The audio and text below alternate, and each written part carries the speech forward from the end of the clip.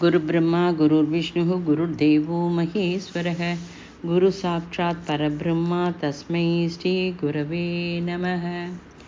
अखण्डमण्डलाकारं व्याप्तं येन चराचरं यत्पदं दर्शितं येन तस्मै श्री गुरवे नमः। ॐ भूर्भुवस्वः तत्सवितुर्वरेण्यं भर्गो देवस्य धीमहि धियो यो नः प्रचोदयात्। ॐ भूर्भुवस्वः तत्सवितुर्वरेण्यं भर्गो देवस्य धीमहि धियो यो नः प्रचोदयात्। ॐ भूर्भुवस्वः तत्सवितुर्वरेण्यं भर्गो देवस्य धीमहि धियो यो नः प्रचोदयात्। பாரதிய ஆத்தியாத்மிகத்தை பற்றி பேசிகிட்டு இருக்கோம். நிரந்தர குரு சாநித்தியம் 16th ஸ்பீச். நிறைய ரிஷிகள் நம்ம இந்த சாதனைக்கு அக்செப்டன்ஸ் தந்திருக்கா, ரொம்ப ஊக்கப்படுத்துகிறா. நீங்கள்லாம் ரொம்ப அதிர்ஷ்டசாலிகள், சாதனையில் முன்னாடி போயின்ட்டுருக்கு. அதில் ரொம்ப ஃபஸ்ட்டு ஊக்கப்படுத்துறதுல துர்வாசர் அவரோட முத்திரையை தந்திருக்கார். ரொம்ப happy news, keep it up, continue பண்ணி செஞ்சுட்டு போகிறது தான் மெயின் நம்மளோட லட்சியம். நீங்கள் எல்லோரும் பௌதீக ஜகத்தில் என்ன செஞ்சுட்டு இருக்கு அப்படிங்கிறது குருமார்களுக்கு அவசியம் இல்லை. அக்பர் ராஜாவாக இருந்தார், காட்டில் தான்சேன் மியூசிஷியனாக இருந்தார். ஆனால் ரிஷிகளுக்கு எல்லாரும் ஒன்று தான், ஒன்றும் பேதம் கிடையாது. சாதனையில் நீ கரெக்டாக இருந்தால் பௌதிக லைஃப்பில் எப்படி இருந்தாலும் ஓகே. மேரா நாம் ஜோக்கர் சினிமா எல்லோரும் பார்த்துருப்பேள். ராஜ் கபூர் அந்த சர்க்கஸில் இருக்கார். அதில் சர்க்கஸுக்கு எக்ஸ்ட்ரா கூட வாட்ச்மேன் வேலையை தந்தா. அந்த ரஷ்யாவிலேருந்து அழைச்சின்னு வந்தார் அந்த வாட்ச்மேனை கூட. சில ஆக்டர்ஸ் கூட அங்கேருந்து தான் ஆக்ட் பண்ணான். ஆனால் அந்த சினிமாவை ப்ரொடியூசர் டைரக்டர் எல்லாம் அவர் தான். எல்லாரோடைய வெல்ஃபேரையும் பார்த்துட்டு நன்னா அந்த சர்க்கஸாக நடத்தினார். அந்த வாட்ச்மேன் ஒரு ரஷ்யாவிலேருந்து கூட்டின்னு வந்தா ஒரு ஆள். ஜனங்கள் ரொம்ப ஜாஸ்தியாக இருக்கா, அந்த ஒரே தள்ளுமுள்ளு கூட்டம் நெரிசல்லாம் நடக்குமே. அப்போ ராஜுக்கப்புறம் ஜனங்களோடையே இருந்தார். ரஷ்ஷு ரொம்ப இருக்கும்போது எல்லாரையும் தள்ளி வச்சுட்டா அந்த வாட்ச்மேன். அந்த வாட்ச்மேன் ராஜு கபூர் எனக்கு வேலை கொடுத்துருக்கார், அவரை தள்ளக்கூடாது அப்படின்னு சொல்லி அந்த இடத்துல நினைக்கல. எனக்கு கொடுத்துருக்கிற வேலை வாட்ச்மேன் வேலை, அதை நான் கரெக்டாக பண்ணணும். அவரை உள்ளே விட்டுருந்தா என்ன ஆயிருக்கும்? ராஜுகபார் என்ன பண்ணியிருப்பார்? என்னை வேலையிலேருந்து எடுத்திருப்பார். ஏன்னா எனக்கு கொடுக்கப்பட்ட வேலையை நான் பர்ஃபெக்டாக பண்ணலை. அந்த கும்பலில் ராஜ் கபூரும் ஒன்று தான், கும்பலும் ஒன்று தான்.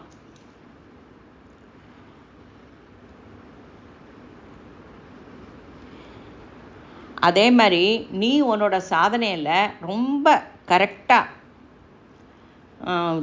துளி கூட இந்த பக்கம் அந்த பக்கம் இது தப்பு நடக்காமல் பார்த்துக்கணும். நம்ம சாதகர்கள்லாம் ஜபம் பண்ணணும், யஜ்யம் பண்ணணும், பூஜை பண்ணணும், அதுவே ஆத்தியாத்மியம் அப்படின்னு நினச்சிட்டு இருக்கோம். கிடையாது, அது இல்லை. தபஸ் பண்ணுறதுக்கு ஜபம், சாதனை, பூஜை, யஜ்யம் இதெல்லாம் அவசியம் இல்லை. அதாவது சம்பந்தம் அதுக்கெல்லாம் லிங்க்கு கிடையாது. அப்படி இருந்திருந்தா ராவணாசுரன் பெரிய தபஸ்வி தான்.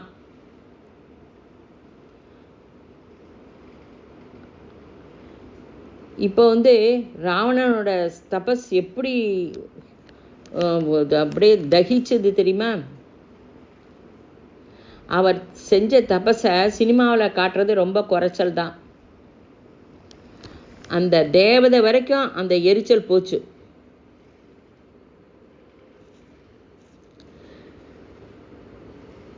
பௌதிக ஜகத்தில் எவ்வளோ சூடு இருக்கும் அப்போ நீங்கள் ஊகிச்சுக்கோங்க. நம்ம இந்த மே மாதத்தில் இருக்கிற இந்த வெயிலுக்கே கையில் விசிறி எடுத்துக்கலாமா, ஃபேனை போட்டுக்கலாமா, ஏசி போட்டுக்கலாமான்னு நினைக்கிறோம். ஆனால் ராவணன் இவ்வளோ கடுமையாக சாதனை செஞ்சும் ரிஷிகளை அவரை ரிஷின்னு ஒத்துக்கலை. நாமளும் அவரை ஒத்துக்கலை, ராட்சசன் தான் சொல்கிறோம்.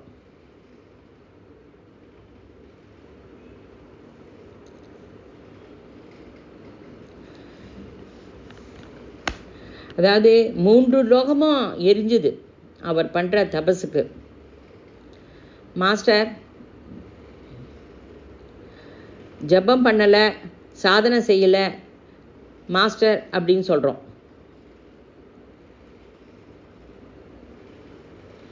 அதாவது துர்வாசர் போல் இருக்கிற ரிஷிலாம் உங்களை ஓகே அப்படின்னா எனக்கே ஆச்சரியமாக இருக்குது.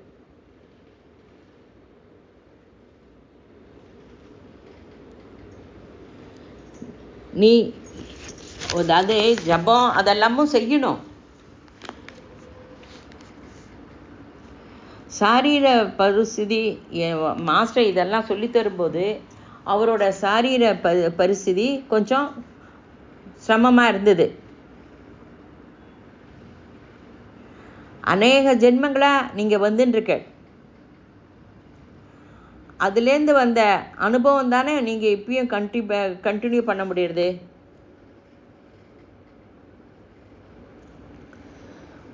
அந்த வாட்ச்மேன் ராஜ் கபூரை தள்ளிட்டார்.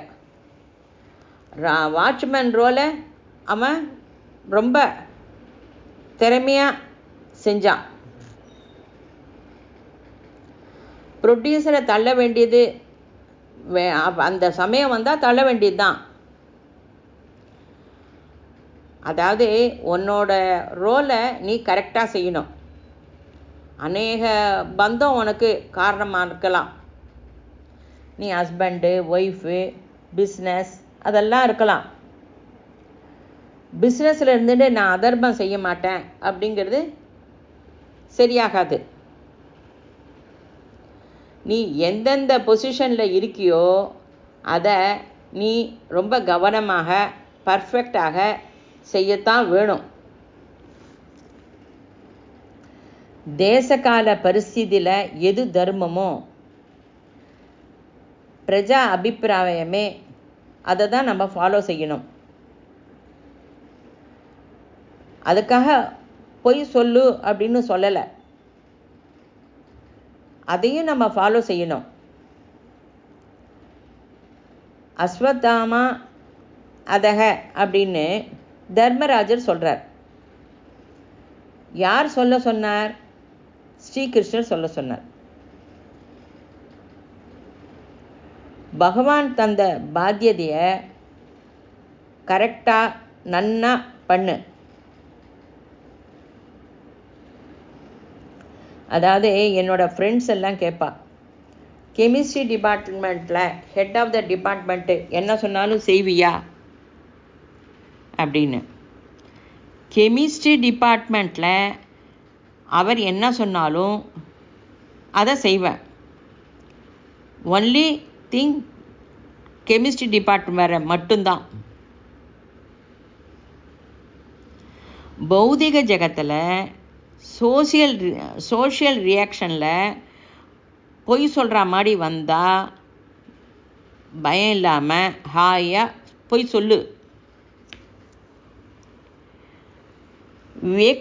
தனிப்பட்ட வாழ்க்கையில் பொய் சொல்லாத.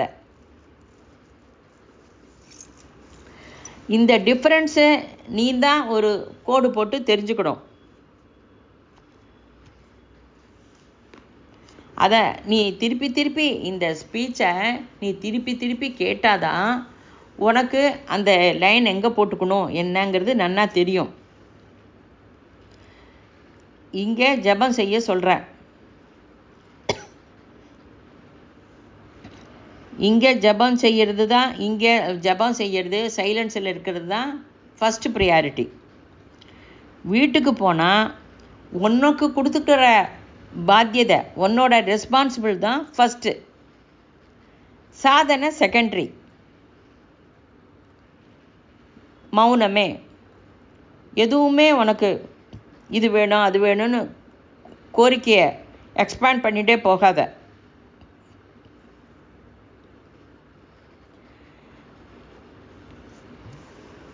நீ என்ன செய்யறது, வீட்டில் இருந்தால் உனக்கு என்னென்ன வேலை கொடுத்துருக்கோ அதை கரெக்டாக பர்ஃபெக்டாக பண்ணு. நீ கரெக்டாக செய். மற்றவாளை போய் நான் ஜபம் பண்ணுறேன் நீ டிவி பார்க்காத, நீயும் இதை செய், நீ ஏன் இப்படி செய்கிற அப்படின்னுலாம் அவளை கொஸ்டின் கேட்காத. கெமிஸ்ட்ரி டிபார்ட்மெண்ட்டில் என்ன ரோலு ஏன்ல அதை தான் நான் செய்யணுமே தவிர அந்த கெமிஸ்ட்ரி டிபார்ட்மெண்ட்டே என்னோடய லைஃப் வரைக்கும் எடுத்துகிட்டு போக மாட்டேனா. அந்த லைன் போட்டுக்க தெரிஞ்சுக்கோ. அப்படியே நீ வாழ்க்கையை நடத்து. நீ சாதனை பண்ணுறது யாருக்குமே தெரிய வேண்டாம். பாவனை, சைலன்ஸ் அது செகண்டரி இல்லை. அதாவது மற்றவா என்ன நினைப்பா அப்படிங்கிற எண்ணத்தை விட நீ உனக்கு கொடுக்கப்பட்ட வேலையை பர்ஃபெக்டாக செய்கிறியா அதை கவனி. அந்த லைன் போட்டுக்க தெரிஞ்சுக்கோ. நீ சாதகன், நீ சாதனை பண்ணுற அப்படிங்கிறது யாருக்கும் தெரியக்கூடாது. ராஜா அந்த நாட்டினோட ரகசியத்தை எப்படி காப்பாற்றிக்கிறானோ அப்படி நீ காப்பாற்றிக்கணும்.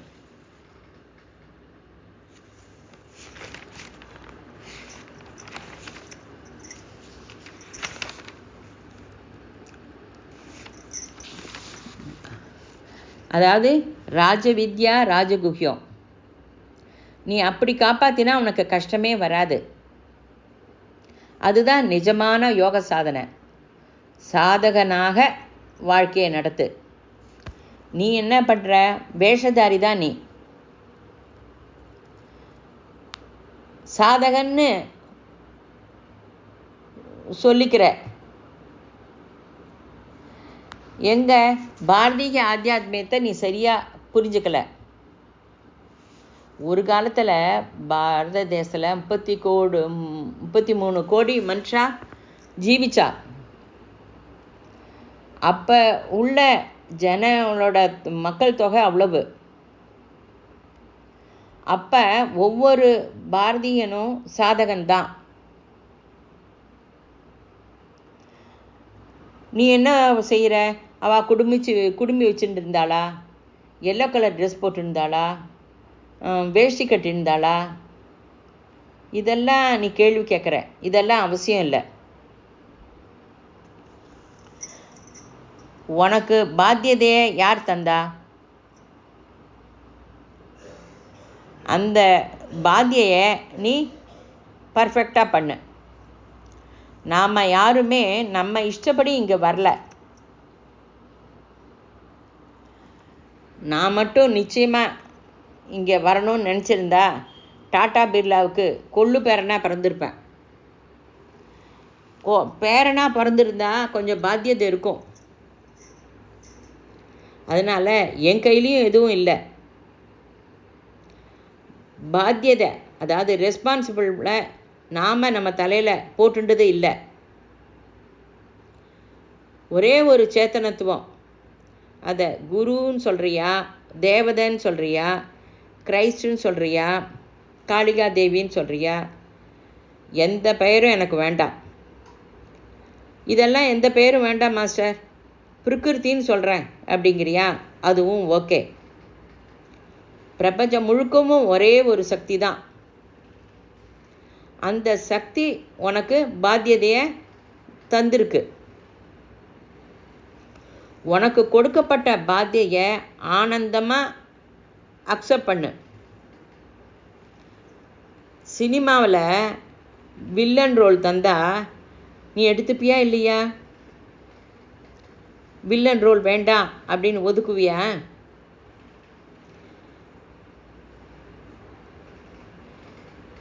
வெளியில் தந்தா ஒன் ரோல், அது வில்லன் ரோல் தான். நானே என்னோட கெமிஸ்ட்ரி லெக்சரர், என்னோட ஸ்டூடெண்ட்ஸ்க்கு பாடம் சொல்லித்தரேன். இந்த பாடத்தை நன்னா படிச்சுக்கோங்க, இது எக்ஸாமுக்கு வரும் அப்படின்னு சொல்கிறேன். இன்விஜிலேட்டராக எக்ஸாமுக்கு போகிறேன். எக்ஸாமில் அந்த பாடத்திலேயே கொஸ்டின் வந்தது. நான் கிளாஸ்லேயே சொல்லியிருக்கேன். அப்போ அந்த எக்ஸாம் ஹாலில் நான் அவளுக்கு சொல்லலாமா கூடாதா? அதாவது இன்விஜிலேட்டராக இருக்கும்போது நான் சொல்லக்கூடாது. அதையே பிரின்சிபால் என்கிட்ட வந்து சொல்லு அப்படின்னு நான் சொல்வேன். அங்கே வந்து நான் சொல்லக்கூடாது. அந்த பொறுப்பு என்னோடது இல்லை, பிரின்சிபாலோடையது. இது நன்னா புரிஞ்சுதா? தேச கால பரிஸ்திதி இதையும் நன்னா புரிஞ்சுக்கோ. இன்னும் புரியல அப்படின்னா கஷ்டம்தான். ஸ்ரீகிருஷ்ணர் கூட தர்மராஜர் மூலமாக சிகண்டிக்கு சொன்னது,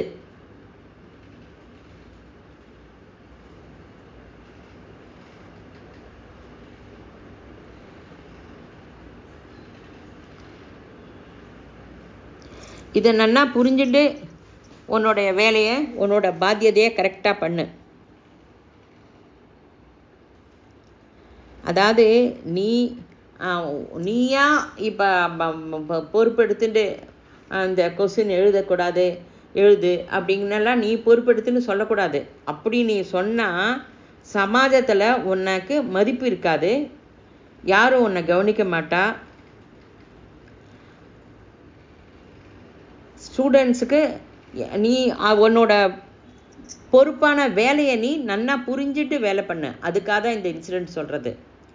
பிரின்சிபால் வந்து சொல்லு அப்படின்னு சொன்னால் சொல்லலாம். ஆனால் நீயே ஸ்டூடெண்ட்ஸுக்கு போய் இதுக்கு இது ஆன்சர் அப்படின்னு சொல்லக்கூடாது. அதேமாரி ஸ்டூடெண்ட்ஸுக்கு பயந்துட்டு காப்பி அடிக்கிறதுக்கு உதவக்கூடாது. இதை நீ ஸ்ட்ரிக்டாக ஃபாலோ பண்ணு. இந்த வேறுபாட்டை நீ உன்னோட நித்திய லைஃப்பில் கான்ட்ராக்ட் பண்ணிக்கோ. ரகரகமாக நம்ம ஆர்கியூ பண்ணுறோம், எப்போவும் நமக்கு அது கன்ஃபியூஷன் தான். அதாவது இப்போ இந்த ப்ரோக்ராம் நடக்கிறது, எனக்கு வரணுன்னு இருக்கு மாஸ்டர் அப்படின்னு சொல்கிற நீ, உனக்கு கொடுத்துருக்கிற பாத்தியதையை கவனிச்சுக்கோ. அதாவது உனக்கு ஏதோ சின்ன வேலை எதான்னு இருந்தால் கொஞ்சம் பொய் சொல்லிக்கிட்டு இந்த கிளாஸை வந்து, இந்த செக்ஷனை வந்து நீ அட்டன் பண்ணலாம். உன்னோட பொறுப்பு அங்கே எவ்வளோன்னு அதை தெரிஞ்சுக்கோ. அதே இது படுக்கையில் இருக்கிற ஒருத்தருக்கு சமையல் பண்ணி சாப்பாடு கொடுக்கணும், ரொம்ப வயசானவா அப்படிங்கிற நிலை வந்தால் ப்ரையாரிட்டி அதுக்கு தான் நீ கொடுக்கணும், அவளை தான் கவனிக்கணும். எது ஒன்று பண்ணுனாலும் இதெல்லாம் நீ யோஜனை பண்ணி தான் பண்ணணும். எது முக்கியம் அப்படின்னு நீ தான் நிர்ணயம் பண்ணணும். அதாவது இப்போ நீ நிர்ணயம் பண்ணிட்டு வர்றதே துர்வாச முனிவரோட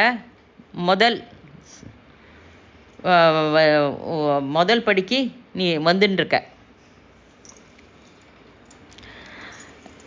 எனக்கும் ஓகே தான், நீங்கள் கொஞ்சம் இம்ப்ரூவ் ஆகி வரேள். ஆனால் ரன்னிங்கில் தான் இருக்கு. இந்த யோகா சாதனையில் ஒரு இடைஞ்சல் என்ன அப்படின்னா, முதல்ல இருக்கிற அந்த தீவிரம் வர வர குறைஞ்சிடும். அதாவது காயத்ரி ஜபம் ஆரம்பிக்கும்போது ரொம்ப ஆர்வமாக எல்லாரும் ஆரம்பிப்பா. நானும் அப்படி தான் ஆரம்பித்தேன். 1 மாத காலம் ரொம்ப உற்சாகமாக பண்ணினேன். மற்றவாளை பற்றி நான் சொல்லலை, என்ன நான் பற்றி சொல்கிறேன். காயத்ரி மந்திரம் ரொம்ப அற்புதமான மந்திரம், விஸ்வாமித்திரர் வசிஷ்டர்லாம் ஜபம் பண்ணின மந்திரம், இது எல்லாம் நினைவுக்கு வந்து இந்த மாதிரி ஒரு மந்திரம் எனக்கு கிடச்சிருக்கே அப்படின்னு சொல்லிட்டு அவ்வளோ ஒரு உற்சாகத்தோடு பண்ணினேன். 1 மாதம் ஆனப்புறம் அதெல்லாம் நினைவுக்கு வரல. இது குவாலிட்டி போயிடுத்து. முதல்ல இருந்த குவாலிட்டி இப்போ இல்லை. எப்போ நீ உன்னையே பழகிண்டு அதையே விடாமல் செய்கிறியோ அப்போ உனக்கு குவாலிட்டி போயிடும். அதனால தான் மாஸ்டர் எல்லா மாதமும் 15 நாளைக்கு ஒரு சாதனை, 30 நாளைக்கு ஒரு சாதனை அப்படின்னு அப்பப்போ மாற்றிகிட்டே இருக்கா. சாதனையில் எதுவும் கிடையாது, அந்த செய்கிறதுல விதானத்தில் தான் மாறுதல். குவாலிட்டி போகாமல் பார்த்துக்கோ. அதனால தான் சாதனையை மாத்திரா. புதுசாக இருக்கும், அப்போ கொஞ்சம் ஆர்வமாக பண்ணுவாள். ஒரு சைக்கலாஜிஸ்ட்டை ஒரு லேடி போனான். அவள் வந்து எங்கள் ஆத்துக்காருக்கு நான் கத்திரிக்காய் கறி பண்ணி கொடுத்தேன் டாக்டர், முதல் நாளைக்கு ரொம்ப நன்னா இருக்குது அப்படின்னு சாப்பிட்டார். 2வது நாளைக்கும் அதே பண்ணினேன், ஓகே அப்படின்னார். 3வது நாளும் அப்படியே பண்ணினேன்.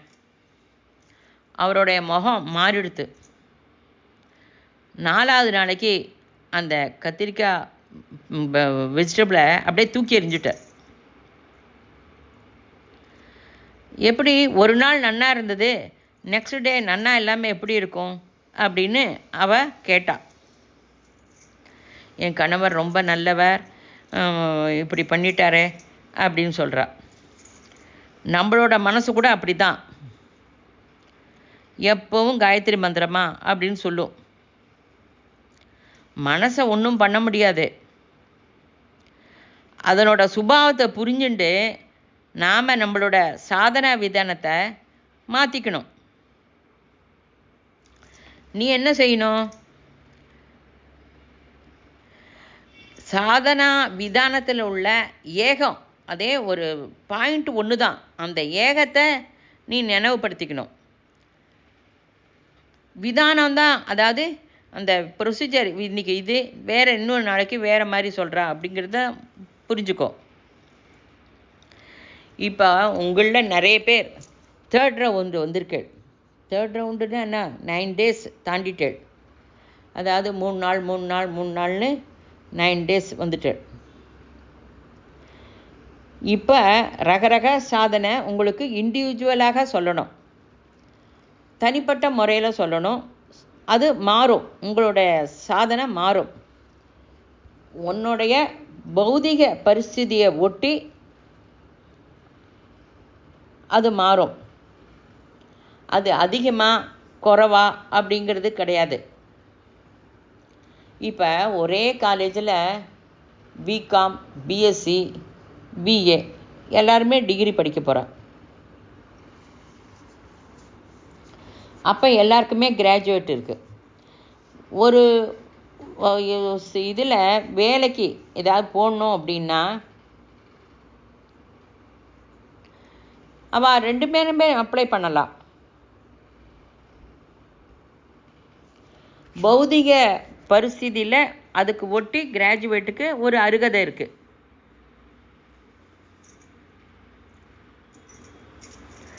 உங்களுக்கு நான் கிளாஸ் ஆரம்பித்த உடனே ஒரு சுப வார்த்தை சொன்னேன். அதாவது ரிஷிகள்லாம் வந்து உங்களை கைட் பண்ணுறதுக்கு ரெடியாக வருவான்னு. உங்களோட சாதனையெல்லாம் மாறுதல் வரும். தனிப்பட்ட முறையில் தனிப்பட்டதாக சொல்லி தருவேன். அது வந்து ரிஷி மூலம் உனக்கு கிடைக்கும். உனக்கு அனுபவம் இருந்தால் அந்த ரிஷியை கூட நீ நினைவுபடுத்தி பார்க்க முடியும்.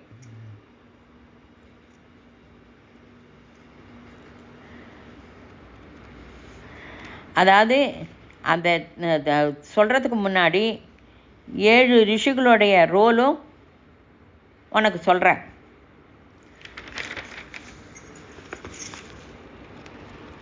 ரொம்ப ஸ்பஷ்டமாக சொல்லுவேன். இப்போ நான் கிளாஸ் எடுத்துகிட்டே இருக்கேன். நான் வந்து ஃப்ரெண்டுக்கு லீவ் லெட்டர் எழுதி தரேன், அதை கொண்டு போய் கொடு அப்படின்னு. நான் சொல்கிறேன், அவர் வந்து ஹெட் ஆஃப் த டிபார்ட்மெண்ட்டில் இருப்பார், கொஞ்சம் ஜாக்கிரதையாக போ, இந்த லெட்டர் கொடு அப்படின்னு சொல்லுவேன். அப்போ உனக்கு அந்த ஹெட் ஆஃப் த டிபார்ட்மெண்ட் யாருன்னு கேட்டுட்டு போனால் உனக்கு ஒரு ஐடியா இருக்கும் இல்லையா? 2வது நபர் சொல்கிறேன், இவர்கிட்ட நீ போனால் ஃப்ரீயாக இருப்பார், இவர் காரணம் எதுவுமே சொல்ல வேண்டாம், சும்மா தான் லீவு போட்டிருக்கார் அப்படின்னு சொல்லலாம்.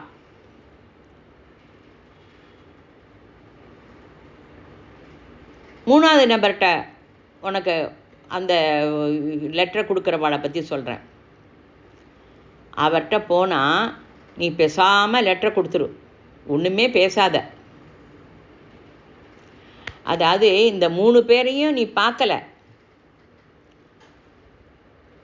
ஆனால் அவா எப்படி இருப்பான்னு சொல்லிட்டு உனக்கு ஓரளவு சொல்லிடுற. புரியுறதா? இந்த 7 ரிஷிகளை பற்றியும் நினைவுபடுத்திக்க, அவளை பற்றியும் சொல்கிறேன். அதாவது உங்கள் சாதனையில் இன்னும் தீவிரம் வேணும். 3 ஹவர் காயத்ரி செய்தேனா அப்படிங்கிறது இல்லை, மௌனம் எவ்வளவு தீவிரமாக ஃபாலோ பண்ணின அது முக்கியம், குவாலிட்டி முக்கியம். அதாவது இப்போ இது இவ்வளோ தூரம் உங்களுக்கு சொல்கிற மாதிரி இன்னும் நாள் ஆக ஆக இவ்வளோ விவரமாக சொல்கிறதுக்கு நேரம் இருக்காது. ரகரகமாக மனுஷா வந்து உனக்கு சொல்லுவா. அவள் யார் எப்படி எங்கே வருவா சொல்ல முடியாது. அவளை நீ நினைவுபடுத்திக்கணும். சஃபாரி போட்டுட்டும் வரலாம், ரொம்ப சாதாரணமாக ரொம்ப எளியவனா நீ அவளை பார்த்தால ஒன்றுமே இவன் எப்படியோ இருக்கானே அப்படின்னு நினைப்ப. அவன் கூட அவங்ககிட்ட வரலாம். ஆனால் நினைவுபடுத்திக்கோ, கண்டிப்பாக 7 பேரில் ஒத்தராக இருப்பா. அவள் இங்கேயே இருப்பாளா சொல்ல முடியாது. சர்வத்திர வியாபி. ஒரு அற்புதமான பிரயோகம் இங்கே நடக்கிறது.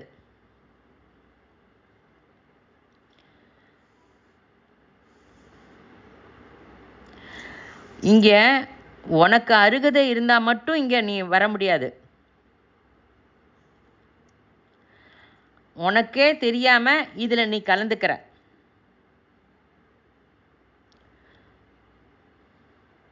உனக்கு அருகதை இருக்கிறதோட நிறைய பூர்வ ஜென்மத்தோட ஹோம்ஒர்க்கும் நிறைய பண்ணிட்டு வந்திருக்க. இங்கே நிறைய பேருக்கு நம்ம சொல்லியிருக்கோம். ஆனால் கொஞ்சம் மனுஷா தானே வந்திருக்கா. நம்ம யாராலும் அவளை வர வேண்டான்னு சொன்னோமா, இல்லை பூட்டு போட்டோமா? உடனே அவள் வரலையே அப்படின்னு சொல்லிட்டு அவளை பார்த்து நீ ஒரு விதமாக ஒரு பார்வை பார்க்காத. அவளை பார்த்து குறைவாக எடை போடாத. நீ அப்படி போட்டேன்னா நீ கீழே விழுவ. உன்னோட அதிர்ஷ்டத்தை நினைவுபடுத்திக்கோ. அதிர்ஷ்டம் துரதிர்ஷ்டம் பற்றி என்ன சொல்ல முடியும்? It all depends of life purpose. அவளோட துரதிர்ஷ்டத்தை பற்றி அவளே ஆலோசிப்பா. அதை பற்றி நீ கவனிக்க வேண்டாம். இன்ஜினியரிங் என்ட்ரன்ஸுக்கு டைம் வருது. அந்த யார் எழுதணுமோ அவன் அட்டெண்ட் ஆகலை அப்படின்னா யாருக்கு பாதிப்பு? யார் இன்ஜினியர் ஆகணும்னு நினைக்கிறானோ அவளுக்கு தான் பாதிப்பு. ப்ரிப்பேர் ஆகி அட்டெண்ட் செய்யாதவனுக்கு. ஓகே, இன்ஜினியரிங் வேண்டாம், பிகாம் பிஎஸ்சி படிக்கலாம். உன்னோட மானசீக ஸ்திதியை ரொம்ப பவித்திரமாக நினச்சிக்கோ. உன்னோட வீட்டில் இருக்கிறவா உனக்கே ரொம்ப நெருங்கினவா அப்படின்னாலும் யாரை பற்றியும் நோ கமெண்ட்ஸ்.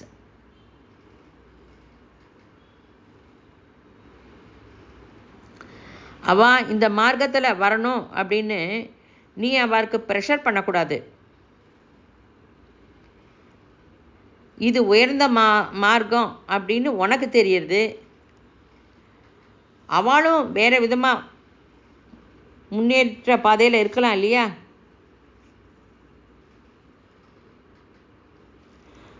அசோகர், புத்தர் அவள்லாம் என்ன பண்ணா? ராஜாவாக இருந்தாலும் டக்குன்னு அந்த பதவியை உதறிட்டு கிளம்பிட்டா. நாம் மாறணும்னு நீ நினைக்கிற. மறுபடியும் திருப்பி திருப்பி சொல்கிறேன், நீ மாற வேண்டாம். அதாவது மாஸ்டர் இவ்வளோ சொல்லிட்டார், நம்ம இங்கே வீட்டில் இருந்து இதெல்லாம் பண்ண முடியாது, நம்ம கண்டிப்பாக மாறணும் அப்படின்னு உன் மனசில் தோணி எடுத்துன்னா கண்டிப்பாக நான் எங்கே இருந்தாலும் என்னை பாரு.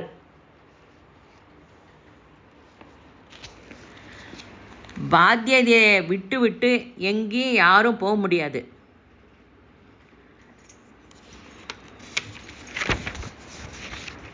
காட்டை விட்டுட்டு ரிஷிலாம் இங்கே நமக்கு சொல்லித்தர வரா. இந்த ஸ்பீச்சை மறுபடியும் கேளு. இப்போ இந்த 7 ரிஷிகள் சொல்கிறேன்ல, அவள் வியாபாரம், பாலிட்டிக்ஸு, ஆக்டர்ஸு, கவுன்சிலர், கூலியாக இருக்கிறவா, இந்த கூலி ரிக்ஷா இழுக்கிறவா,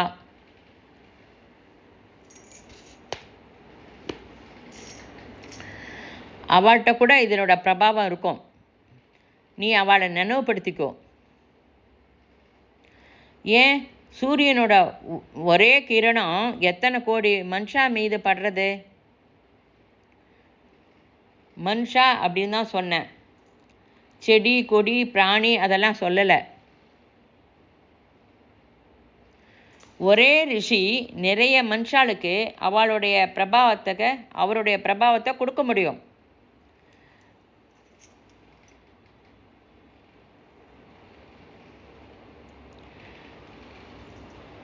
கண்டிப்பாக நினைவுபடுத்துவேன்.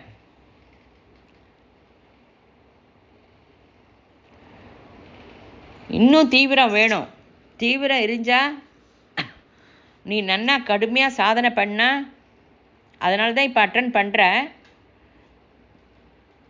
சில பேர் இப்போ நிறைய கேள்வி கேட்குறா, மாஸ்டர் நான் ஸ்டூடெண்ட்டு, நான் கல்யாணம் பண்ணிக்கணும், நான் கல்யாணம் பண்ணிட்டேன், ஃபேமிலி லைஃப்பில் இருக்கலாமா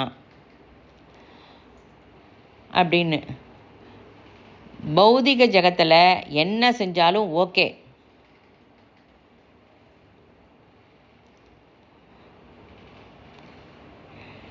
உனக்கு இது உனக்கு கைடன்ஸ்லாம் எந்த ரிஷி மூலம் வருதுங்கிறத கவனி. என் மூலம் கூட நிறைய வரலாம். ஏன்னா நான் பழகி இருக்கோம். அதனால் நான் சொல்கிறது உனக்கு ஈஸியாக புரியும். மற்றவா ரொம்ப நன்னா சொன்னாலும் உனக்கு புரியாது. ஆனால் அதை தவிர்க்க முடியாது.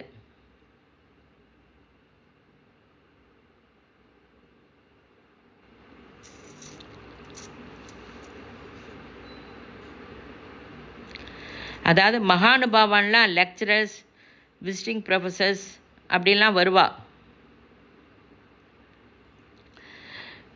அப்போ விசிட்டிங் ப்ரொஃபஸர் வந்து வேஷதாரியா? நீ இதுக்காக தான் குரு சரித்திரத்தை அடிக்கடி படிக்கணும்.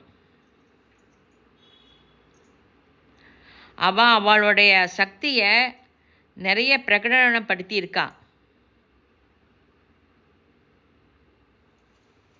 இந்த குருவோட சக்தி விஸ்வமூர வியாபித்திருக்கு.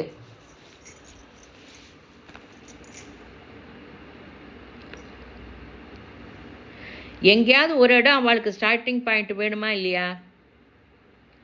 நம்ம இங்கே பீஜம் போட்டு இருக்கோம். இந்த ஆசிரமத்தில் நிரந்தர குரு சாநித்திய அனுபூதி கிடைக்கும். நீ அந்த அனுபூதி அடையலாம். அதாவது வீட்டில் இது போல் அமைப்பை ஏற்படுத்திக்கணும். நீ பௌதிக ஜகத்தில் என்ன செஞ்சாலும் அபியந்திரம் இல்லை. நீ பார்க்கில் ஒரு இடம் வச்சுட்டு அங்கே கூட உட்காந்து நீ சைலன்ஸ் பண்ணலாம். ரிஷி எங்கே வேணால் வருவா. ஆனால் பார்க்கு நீ ஈஸியாக உட்கார முடியாது.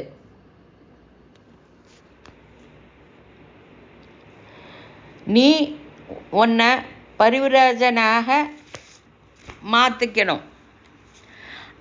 மாஸ்டர் பரிவிராஜனானாக்க ட்ரெஸ்ஸெல்லாம் மாற்றணுமா, கலர் மாறணுமா? ஒன்றும் கிடையாது. இப்போ நமக்கு இந்த ட்ரெஸ்ஸுக்கெல்லாமும் இது கிடையாது. நீ எப்போது எப்படி இருக்கியோ, எந்த ட்ரெஸ்ஸில் இருக்கியோ அப்படியே இருக்கலாம்.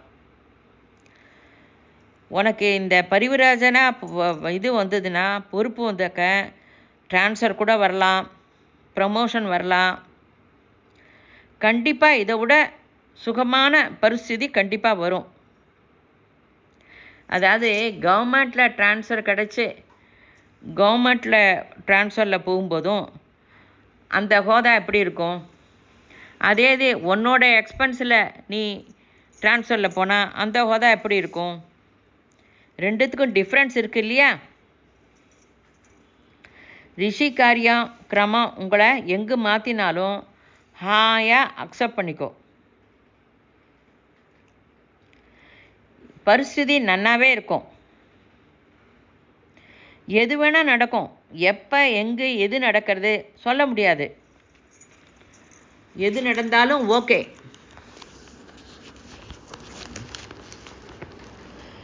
எல்லாத்தையும் ஸ்வீகரிக்கிற மனசத்துவம் வேணும்.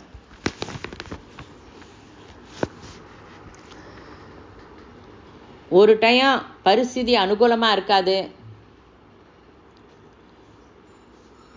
வெயில் காலம் இருக்குது, நைனிடால் போகணும். அப்போ ட்ரெயின் பிரயாணம் அவ்வளோ சுகமாக இருக்காது. அங்கே போயிட்டாக்க சுகமாக இருக்கும். மானசிக ஸ்திதி புரிஞ்சுதா? அதை மனசில் வச்சுட்டு குரு சரித்திரம் ஆசிரமத்தில் படி அப்படின்னு சொல்கிறேன். ஷீரடி சாயி நானாவதி வந்து எழுந்துரு அப்படின்னு சொல்லிட்டார். எழுந்துட்டார். அப்போ சாயி சொன்ன பதில் உனக்கு மனசில் பதியணும்.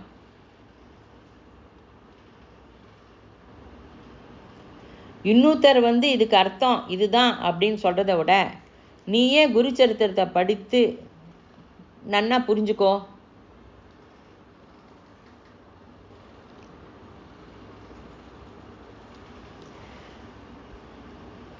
நீயே படித்து புரிஞ்சுட்டாதான் ரிஷியோக்கு நீ உபயோகப்படுவ.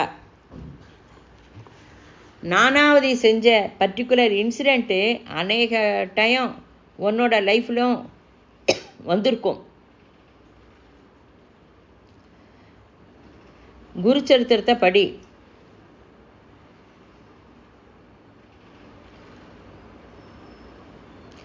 நீ நானாவலி அப்படிங்கிறத விட அவர்கிட்ட இருக்கிற ரிஷியை நீ நினைவுபடுத்திக்கணும். ராகுல் ரோஹில்லா சண்டை போடு அப்படிங்கிறான். ஷிரடி சாயா அதெல்லாம் நினைவுக்கு இருக்குல்ல உங்களுக்கு. மறுபடியும் ரோஹில்லாவே ஷிரடி சாயை கொண்டு விட்டுட்டு போனார். ரோஹில்லாவா பார்த்தாக்க இஷ்டப்பட மாட்டோம், குருவாக பார்த்தா இஷ்டப்படுவோம். உன்னோட சமர்ப்பணையை அந்த ஸ்திதிக்கு கொண்டு போ.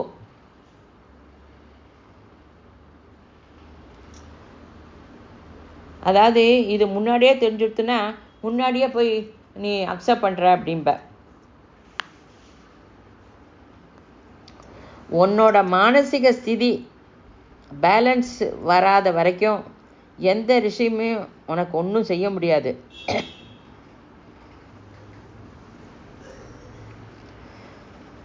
சிவிவி, லாகிரி மாஷியா, ராமகிருஷ்ண பரமஹம்சர், ஷிரடி சாய்பாபா, சத்ய சாய்பாபா, அரவிந்தோ, ஸ்ரீராம சர்மா ஆச்சாரியா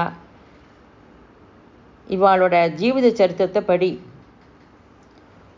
உன்னோட குரு சொன்னாலும் ஓகே, குருத்துவங்கிறது அவளுக்கு செப்பரேட்டு.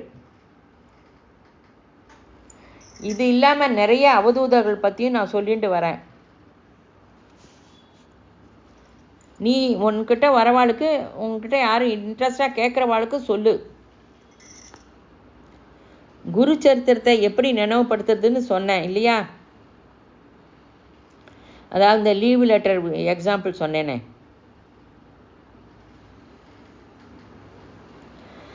ஞானேஸ்வரி எழுதின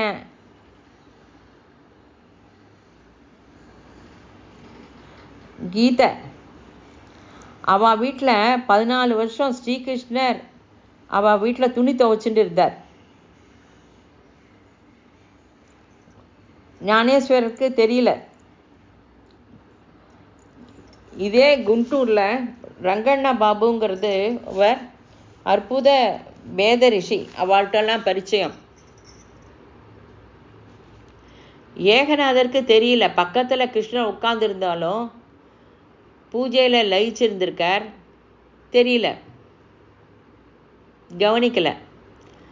நீனும் யஜ்யம் ஜபம் பூஜை அப்படின்னு அதுலேயே லயிச்சு போயிட்டேன் அப்படின்னு இருக்காத.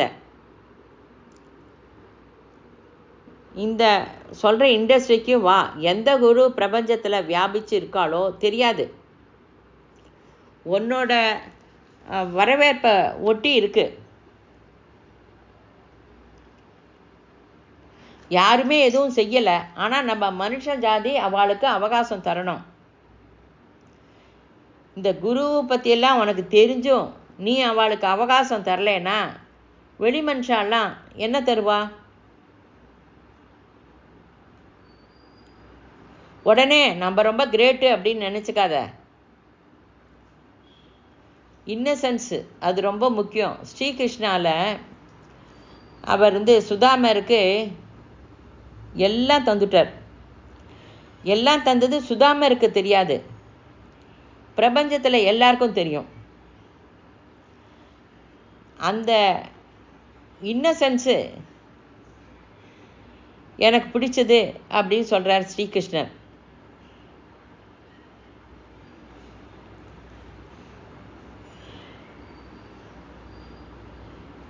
ஐயோ இது இப்படி புரியுறது, நாங்களாம் படிச்சுட்டு இருக்கோமே என்ன பண்ணுறது அப்படின்னு கேட்குற ஸ்டூடெண்ட்ஸு.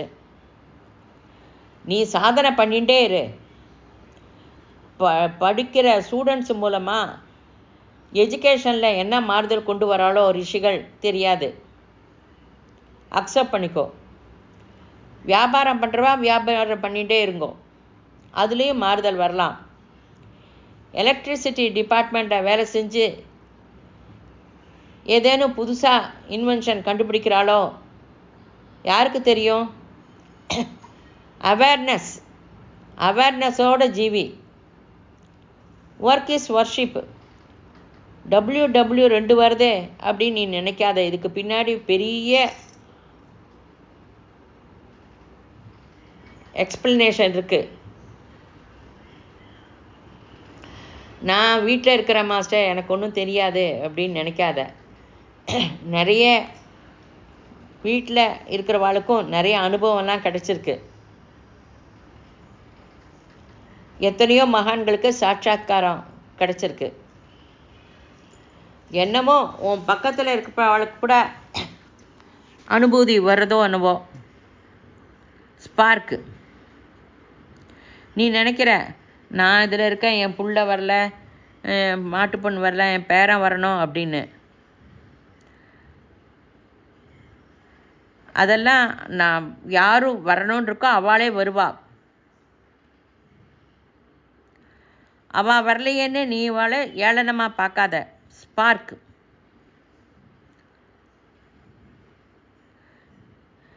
இந்த மாதிரி நான் அவளை பார்த்தேன்னா ரிஷிக்கெல்லாம் இது பிடிக்காது. அப்புறம் அவளோட கிருப்பை உனக்கு கிடைக்காது. ஒவ்வொரு நிமிஷமும் நீ அவேர்னஸோடு இரு, கேர்ஃபுல்லாக கவனி, முன்னேறு. ரிஷிகளோட சரித்திரத்தை, குருவோட சரித்திரத்தை இந்த ஆங்கிளில் படி. உன் முன்னாடியே இது நடக்கும், லைஃப்பில் நடக்கலாம். உன் முன்னாடி இன்னொருத்தருக்கு கூட நடக்கலாம், உனக்கு நடக்காமல் இருக்கலாம். அதாவது PhD படிக்கிறதுக்கு 2 லட்சம் செலவு பண்ணணுன்னா ஏதோ ஒரு அப்பாரட்டஸ் வாங்கணும் அப்படின்னா அதை செலவு பண்ணி வாங்குவோமா மாட்டோமா? அதனால் இந்த ஆத்தியாத்மிக சாதனை முன்னேற வரத்துக்கு புக்கெல்லாம் இருக்குது, படி. புக்கு இல்லையா அதை ஜெராக்ஸ் எடுத்து அதை படி. அதெல்லாம் செலவுன்னு நினைக்காத. மற்றவாளை பற்றிலாம் நீ கமெண்ட் அடிச்சுன்னு அவளை பற்றிலாம் நீ விமர்சனம் பண்ணேன்னா ருஷியோட வேலைக்கு நீ வரமாட்ட.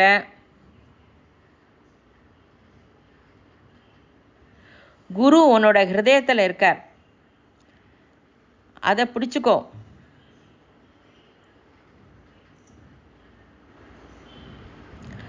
அவள் எப்படிப்பட்ட சூழ்நிலையெல்லாம் கடந்து முன்னேறி வந்துட்டுருக்கா அதை கவனி. நாளைக்கு உன்னோட லைஃப்லேயும் இதெல்லாம் கண்டிப்பாக நடக்கும்.